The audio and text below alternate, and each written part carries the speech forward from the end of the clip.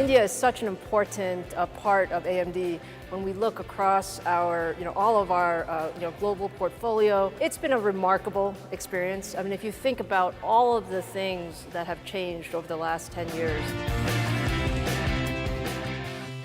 Hello and welcome to the Global Dialogue. I'm Shereen Bhan, and it is my pleasure to welcome back on the show someone who was last on the Global Dialogue a decade ago. Lisa Su joins us now here at the Indian Science campus in Bangalore. And of course, it's only appropriate that we have this conversation here in Bengaluru, which is also home to the largest R&D facility for AMD anywhere globally. Lisa, welcome back, and thanks very much for joining us on the program. Absolutely. Thank you. It's a pleasure to be here with you. You know, as I mentioned, we last spoke 10 years ago when you had just taken over as AMD CEO. So it's been a decade for you at AMD as CEO, and it's been 20 years for AMD in India. So let's start with that. The journey of you as CEO combined with the milestone that you've just marked here in India.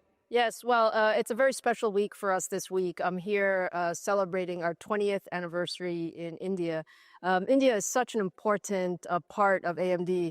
When we look across our, all of our, global portfolio, every aspect of our product line goes through our design center here in India. And so I had a great time this morning with our team. And when I look back at the last 10 years, it's kind of interesting that we had met each other 10 years ago. It's been a remarkable experience. I mean, if you think about all of the things that have changed over the last 10 years, I say that semiconductors have now gone from something that was kind of behind the scenes, under the covers, to today.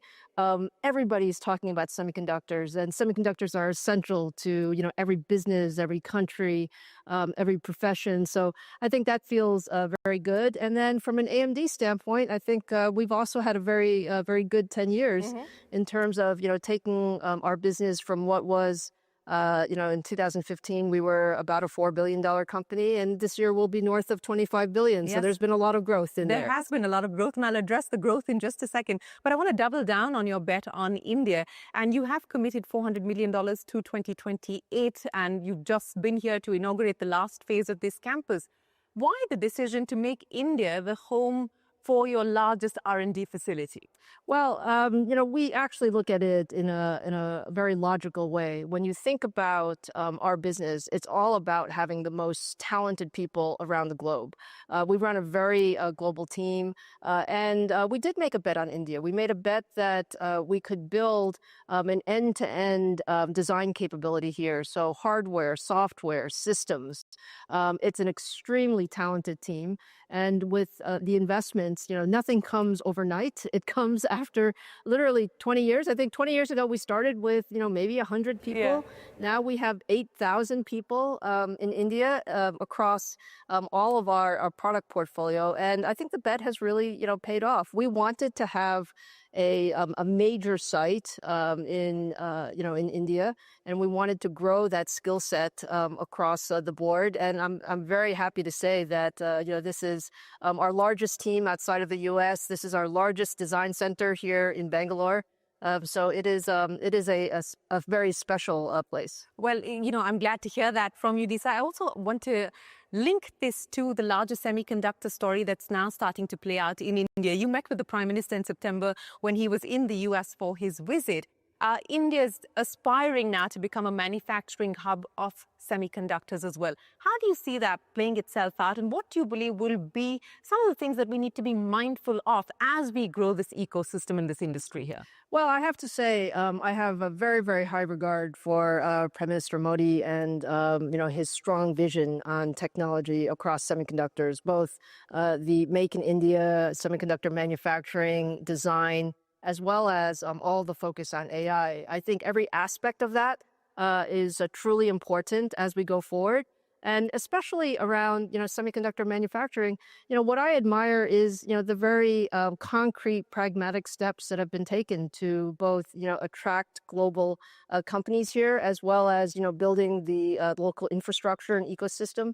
And I think, the one thing is, these ecosystems take time. They don't come overnight.